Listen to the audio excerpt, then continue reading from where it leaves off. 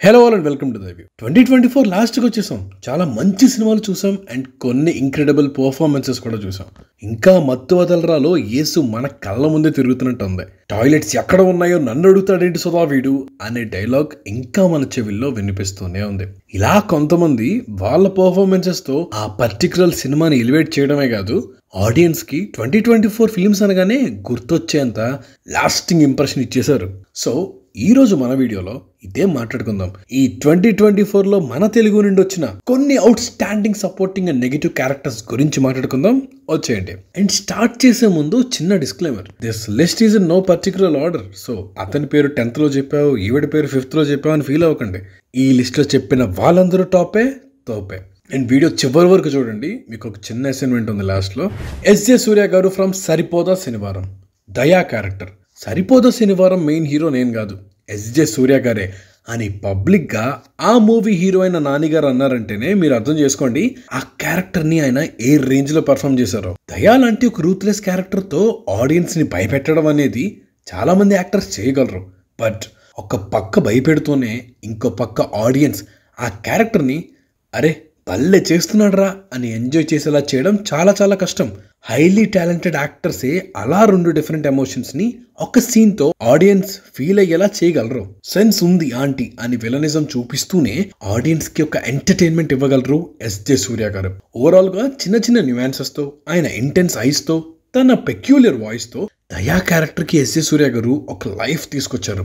ఈ 2024లో most loved performances అంటే SJ సూర్య గారే. దయా క్యారెక్టర్ని ఆయన తప్ప ఇంకెవరు చేసినా ఆడియన్స్ ఎంత ఎంజాయ్ చేయరేమో, ఆయన స్క్రీన్ ప్రెజెన్స్లో ఇది మ్యాజిక్ ఉంటుందండి. నెక్స్ట్ వన్, సత్య ఫ్రమ్ మత్తు వదలరా 2. ప్రతి ఇయర్ కొన్ని మూవీస్ వస్తాయి, థియేటర్ మొత్తం పడి పడి నమ్ముకున్నాం అనేలాగా. ఈ 2024లో అలాంటి ఫిల్మ్లో ఒకటి మత్తు వదలరా 2. అండ్ దానికి మెయిన్ రీజన్ యేసు ఏకేఏ సత్య. టైమింగ్లో పంచులేస్తాడు, ఇమిటేట్ చేస్తాడు, డాన్సులు కూడా వేస్తాడు. ఒక రకంగా ఈ సినిమా సత్య వన్ మ్యాన్ షో అని చెప్పొచ్చు. ఆ రేంజ్లో వర్క్ అయింది తన క్యారెక్టర్. సత్య లీడ్ లేని సీన్స్లో కూడా బ్యాక్గ్రౌండ్లో తన ఎక్స్ప్రెషన్తో ఆడియన్స్ని నవ్వించగలడు. అంత మంచి పర్ఫార్మెన్స్ ఇచ్చారు ఈ మూవీలో. త్రివిక్రమ్ గారు అన్నట్టు తనకి స్పేస్ లేని సీన్స్లో కూడా సత్య ఆ స్పేస్ తీసుకుని మరి ఎంటర్టైన్ చేశాడు. ఈ ఇయరే కాదు, తన కెరియర్లోనే ఈ యేసుదాస్ అనే క్యారెక్టర్ ఎప్పటికీ మెమరబుల్గా ఉండిపోద్ది. నెంబర్ 3, అమితాబ్ బచ్చన్ ఫ్రమ్ కల్కి 2898 AD. అశ్వత్థామ అంటేనే అమితాబ్ గారే అన్ని రేంజ్లో పర్ఫార్మెన్స్ చేశారు.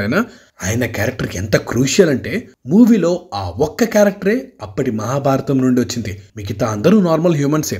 సో ఆ క్యారెక్టర్ ఆడియన్స్కి ఏ మాత్రం ఇంట్రెస్టింగ్గా అనిపించలేదో ఇక సినిమా ఎక్కదు.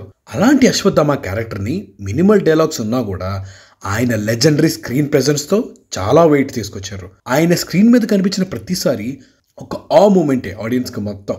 ఇండియాలో ఈ క్యారెక్టర్ ఇంకెవరు చేసినా సరే ఆ డివైన్ అండ్ పవర్ఫుల్ ఫీలింగ్ తీసుకురాలేరేమో. యాక్చువల్లీ మన జనరేషన్ వాళ్ళు అప్పట్లో అమితాబ్ గారి యాంగ్రీ యంగ్ మ్యాన్ అని పిలిచే వాళ్ళని ఆయన పవర్ఫుల్ స్క్రీన్ ప్రెజెన్స్ గురించి జస్ట్ విన్నాం అంతే. బట్ అది ఎక్స్పీరియన్స్ చేసింది మాత్రం కల్కిలో అశ్వత్థామ క్యారెక్టర్తోనే. చాలా రోజులకి మళ్ళీ మా పాత అమితాబ్ని చూసాం అని నార్త్ వాళ్ళు తెగ హ్యాపీగా ఫీల్ అయిపోయారు. ఈ 2024 సంవత్సరంలోనే కాదు, అమితాబ్ గారి కెరియర్లోనే స్పెషల్గా నిలిచిపోయే role Ashwatthama. Number 4, Fahadh Faasil from Pushpa the rule.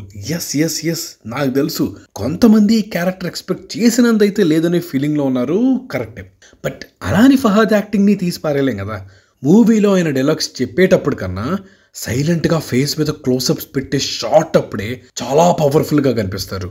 ఆ డైలాగ్స్తో కన్నా ఎక్కువ స్క్రీన్ ప్రెజెన్స్లోనే ఫహాద్ ఫాజిల్ గారు నార్మల్ సీన్స్ కూడా ఇంట్రెస్టింగ్గా మార్చేశారు. ఆ దమ్ముంటే పట్టుకోరా షకావత్ ఆ సీన్లో కానీ ఆ ఇంటెన్స్ ఐస్తో ఉన్న ఫఫాని చూస్తే ఇప్పుడు ఏమంటాడో ఎలా రియాక్ట్ అవుతాడో అనే ఫీలింగే వస్తుంది. ఆ క్యారెక్టర్లోనే ఒక అన్ప్రెడిక్టబిలిటీ అయితే ఉందండి. యాక్చువల్లీ ఈ movie just Pushpa and Shekhawat revenge మీద వెళ్ళుంటే ఫహాద్ ఫాజిల్ రేజ్ ఏంటో చూసేవాళ్ళం. బట్ ఏం చేస్తాం, ఇది పుష్పగాడి రూల్ కదా. సో మనకి ఆయన పర్ఫార్మెన్స్ కంప్లీట్గా చూడలేదు, బట్ ఉన్నంతలో కుమ్ము వదిలేశారు. Moving on to next one, అదే పుష్ప 2లో ఉన్న తారక్ పన్నప్ప.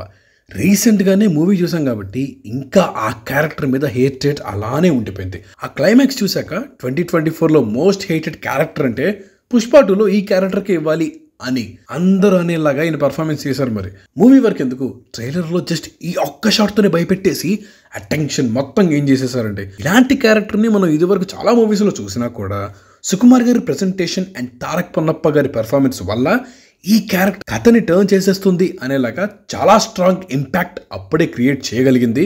ఎస్పెషల్లీ ఆయన కళ్ళు చాలా పవర్ఫుల్ ఐస్ అవి థియేటర్లో అందరికీ ఒక టెర్రర్ ఫీలింగ్ తీసుకొచ్చాయి.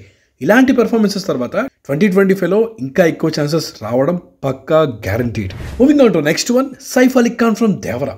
రైటింగ్ వైజ్గా పక్కన పెట్టేస్తే భైరా రోల్ సైఫ్ చేయడం వల్ల కొంచెం ఫ్రెష్గా అనిపించిందండి. ఆ విలన్ షేడ్స్ని చాలా బాగా పోర్ట్రే చేశారు ఆయన. యాక్చువల్లీ సినిమా చూడకముందు ఈయన హీరో కదా, ఇప్పుడు సడన్గా విలన్గా అంటే సెట్ అవుతారా, మనం చూడగలవా అనే డౌట్ అయితే ఉండింది. ఫస్ట్ హాఫ్ అయిపోయేసరికి చాలా సీన్స్లో భైరాగా సైఫ్ గారిని చూస్తే ఒక ఎక్స్పీరియన్స్డ్ విలన్లా అనిపించారు. అంత క్రూయల్గా కనిపించారు స్క్రీన్ మీద. Moving on to next one, Prasad Behra from committee కుర్రాళ్ళు. యాక్చువల్లీ కమిటీ కుర్రాళ్ళలో చాలా మంది యాక్టర్స్ ఉన్నారు, కొత్త వాళ్ళైనా సరే అందరూ బాగా చేశారు. ఆ ఇంటర్వెల్ సీన్ కానీ ఎంసెట్ కోసం అయ్యే గొడవ కానీ ఈ 2 సీన్స్ చాలు వీళ్ళందరూ ఎంత మంచి యాక్టర్స్తో చెప్పడానికి. బట్ అందరికన్నా ఒక మార్క్ ఎక్కువ వెయ్యాలి అంటే అది మన ప్రసాద్ బెహ్రా గారికి వేయాలి. ఆ మెట్ల మీద కూర్చుని మాట్లాడతారు కదా ఆ సీన్లో, ఆ సీన్ చూస్తున్నప్పుడు తెలియకుండానే ఏడ్ చేశాను థియేటర్లో. నిజంగా ఆ ఊరిలో అలాంటి ఒక క్యారెక్టర్ ఉంటే అలానే మాట్లాడతాడు అన్నట్టు ఆ క్యారెక్టర్ ఎసెన్స్ని కరెక్ట్గా పట్టుకున్నారు ప్రసాద్ బెహ్రా గారు. ఒక పక్క నవ్విస్తూనే ఇంకో పక్క ఇలాంటి సీన్స్తో ఆ హ్యూమర్ అండ్ ఎమోషన్ని కరెక్ట్గా బ్యాలెన్స్ చేశారు. ఆయన ఫస్ట్ మూవీ ఇదే అనుకుంటా. ఇదే అయితే మాత్రం ఫస్ట్ సినిమాతోనే ఎప్పటికీ గర్వంగా గుర్తుండిపోయే రోల్ చేశారండి. Number 8, Harsh Roshan from swag.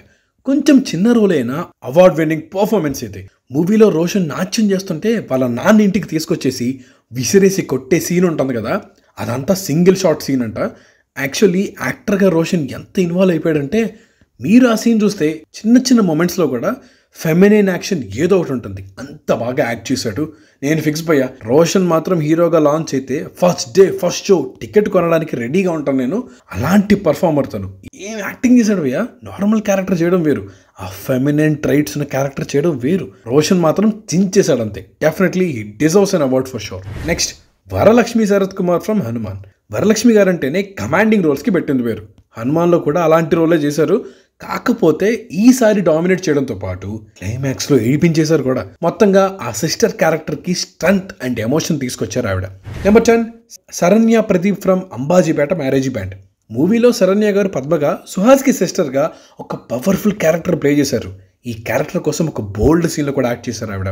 And మూవీలో విలన్కి వార్నింగ్ ఇచ్చే సీన్ ఉంటుంది. ఫిదా లాంటి మూవీస్ చూసి ఈవిడ సాఫ్ట్ రోల్సే చేయగలరేమో అని అనుకున్నాను. అంబాజీపేట మూవీ చూడండి, ఎంత స్ట్రాంగ్ యాక్టరో మీకు అర్థమైపోద్ది. మరి 10 అయిపోయాయి, బట్ కొన్ని ఆనరబుల్ మెన్షన్స్ కూడా ఉన్నాయి. ఒకటి 35, చిన్న కథ కాదు. ఈ మూవీలోని ఆ పిల్లాడు అరుణ్ క్యారెక్టర్ ప్లే చేసిన వాడు ఏం యాక్టింగ్ చేశాడండి బాబు. సినిమా మొత్తం ఆ క్యారెక్టర్ని చూస్తే జాలేసి వస్తుంది మనకి. ఆ అరుణ్ని చూసాక అనిపించింది, ఎందుకు మన వాళ్ళు సినిమాల్లో పిల్లల క్యారెక్టర్ అంటే వేరే వాళ్ళని ప్రిఫర్ చేస్తున్నారు. మన దగ్గర ఇంత క్యూట్గా యాక్ట్ చేస్తూ స్పష్టంగా తెలుగులో మాట్లాడేవారు ఉన్నారు కదా, మరి ఎందుకు ఈ పరిస్థితి అని అనుకున్నాను నేను. అంత బాగా యాక్ట్ చేశాడండి. చూడకపోతే అస్సలు మిస్ కాకండి, చూసేయండి. అండ్ అచ్చ తెలుగు సినిమా కావాలంటారు కదా, ఈ 35 చిన్న కథ కాదు అలాంటి సినిమానే. Next, lucky Bhaskar. ఈ మూవీలో ఒకటని చెప్పలేనండి. మూవీలో డ్రామా అంత బాగా వర్క్ అవ్వడానికి ఈ సపోర్టింగ్ క్యారెక్టర్స్ మెయిన్ రీజన్. స్టార్టింగ్లో పిల్లడి దగ్గర నుండి వాడిలో మనల్ని మనం చూసుకుంటాం. ఆ కేకు, కొత్త బట్టలు, వాచ్లు, ఇవన్నీ. సుధా గారి క్యారెక్టర్ ఉన్నది కాసేపు అయినా యాక్టింగ్, మాటలు మనకు కూడా ఆ క్యారెక్టర్ మీద అరిచేయాలని ఫీలింగ్ తీసుకొస్తారు ఆవిడ. సర్వతమన్ డి బెనర్జీ గారు క్లైమాక్స్లో ఆయన పర్ఫార్మెన్స్ చూసాం. ఒక్క మాట చెప్తా అండి, మొసలవాడే కానీ మహానుభావుడు. జస్ట్ అలా కన్ను కొట్టి థియేటర్ మొత్తాన్ని అరిపించేశారు ఆయన. ఫైనల్లీ హనుమాన్ మూవీలో సముద్రకర్ణి గారు కూడా థియేటర్లో చూస్తున్నప్పుడు ఆ క్లైమాక్స్ రివీల్ చాలా సర్ప్రైజింగ్ అనిపించింది. అండ్ అదండి 2024లో బెస్ట్ సపోర్టింగ్ రోల్స్ వీడియో. అంటే నెగిటివ్ రోల్స్వి కూడా ఇందులోనే ఉన్నాయనుకోండి. మీ టాస్క్ ఏంటంటే వీటిలో మీ పర్సనల్ టాప్ 5 ఏంటో కామెంట్ చేయండి. చూద్దాం ఎంతమంది లిస్ట్ సేమ్ ఉంటుందని చెప్పేసి. So that's it for the video guys. మీకు ఈ వీడియో నచ్చినట్టయితే please do like, share and subscribe to Thai View and hit the bell icon for more updates. Signing off, Team Thai View.